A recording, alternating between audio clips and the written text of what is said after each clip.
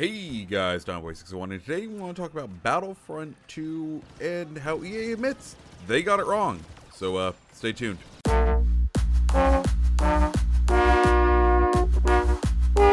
So, like I said, guys, Battlefront II and EA kind of admitting that they've done the game wrong. They did us a dirty, if you will. The newly minted Chief Company Design Officer, Patrick Söderlund, gave an interview to The Verge, and he had some pretty interesting quotes, and I think these are some things we need to keep in mind and just think about and know and kind of understand what's going to happen with Battlefront in the future and how this might affect their future titles like Anthem or Battlefield coming out this year. This is from Patrick Söderlund. In these quotes, he is talking about the giant loot box controversy and how it's affected the game. So I'd be lying to you if that's what happened with Battlefront is what happens with everything surrounding loot boxes, and these things haven't had an effect on EA as a company and an effect on us as management.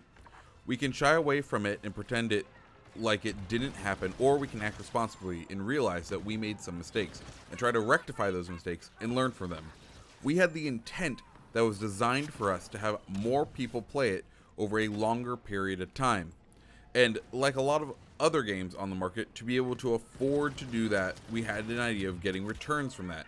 But at the same time, we got it wrong. And as a result, we had to take very quick and drastic actions to turn everything off. And we've since worked and redesigned the progression system. People seem to appreciate what we've done, players are coming back, and we're seeing stronger engagement numbers. People seem to think, for the most part, we got it right, and it doesn't mean we will stop. We'll continue to improve the game, and we'll continue to push on these things. And we'll have to be very cautious with what this means for future products. We have taken significant steps as a company to review and understand the mechanics around monetization, loot boxes, and other things in our games before they go to market. For games that come next, for Battlefield, or for Anthem, players have made it very clear we can't afford to make similar mistakes, and we won't. It is clear to us that players see the company differently than we do. And in that situation, as members of the executive team, as the guy who runs all the studios, I have to take that seriously. And we have to continue to listen and understand what's triggering that. We have to be very cautious of what we do. We have to take action and show people that we're serious about building the best possible products, and we're serious about treating the players fair, and we're here to make the best possible entertainment that we can. And in cases where we don't get it right, we just have to listen and learn from it and be better. So that's what Patrick Söderlund is saying, and I find this very interesting because it is very clear that EA realizes that they did not have the hit that they were expecting Battlefront 2 to be. They very clearly said that they designed this game to have a much bigger player base, that's how they intended to monetize it without that season pass, and now that without that player base, they are kind of struggling to find a way to make this monetarily profitable for them. And I feel like that is the main reason why we've seen it be so slow for the turnover for Battlefront 2. Like, they said they were going to change it, and then we haven't really seen anything. And this is why, you know, it took those 5 months, those 6 months to get this progression system up. Tomorrow we get the cosmetic update. Hopefully that changes it, but we still haven't seen a season 2 of content. We had the Last Jedi stuff come out right after launch, and it felt like it was done during the main development, knowing that this would be a 1-2 punch, the main game, and then this follow-up content. This was a 1-2 punch that they had designed pre-launch, and we haven't seen a season 2. We don't know what the next season of content is.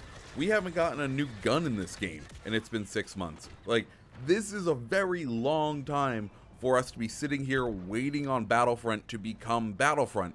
And I think that they've pretty much written Battlefront off.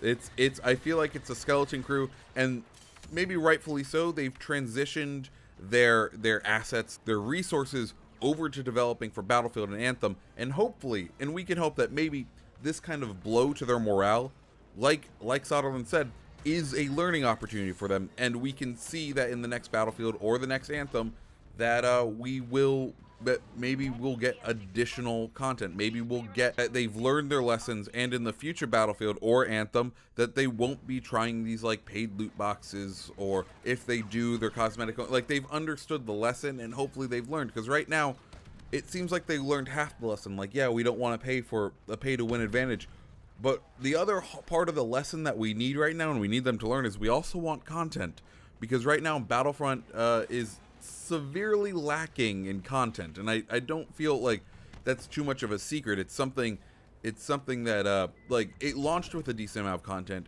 and if they kept up the pace, if they kept up the every month or two, every 1 or 2 months they added another map, a new weapon, a new part of story DLC, then this would be great. I don't think anyone would be complaining, but because they haven't done that, Battlefront feels like an empty shell, and maybe they're realizing, oh, maybe we need more dev time. Maybe that's why they've hopefully shifted resources over to Battlefield or to Anthem, because Anthem is definitely going to need it.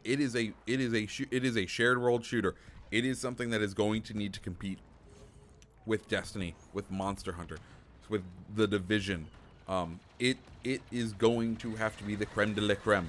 It needs to be BioWare's swan song, because they too, as a developer, haven't been doing the best recently.